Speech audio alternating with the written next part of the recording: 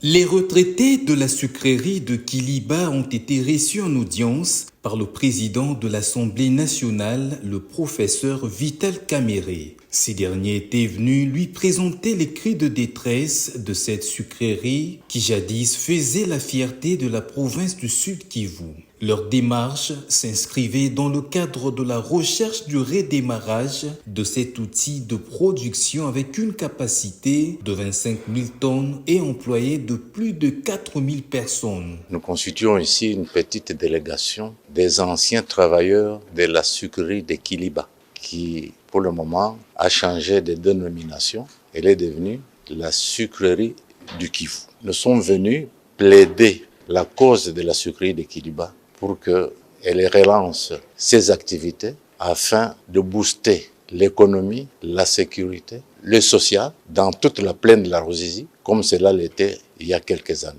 Cette sucrerie était appelée dans le temps la Gécamine du Kivu.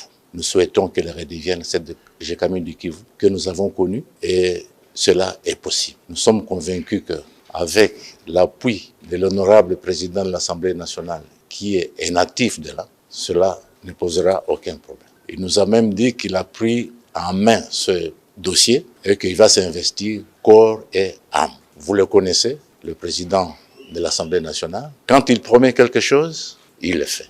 Ces retraités sollicitent l'implication du président de l'Assemblée nationale pour amener le gouvernement de la République à intervenir pour sauver cette entreprise, appelée aussi Gécamine du Sud Kivu. Très réceptif et concerné par cette douleur qu'il partage avec le fils et filles du Sud Kivu, le président de l'Assemblée nationale a pris l'engagement de faire ce qui est à son pouvoir en vue d'amener tous les intervenants à réfléchir sur le voisin moyen pouvant sauver la sucrerie de Kiliba.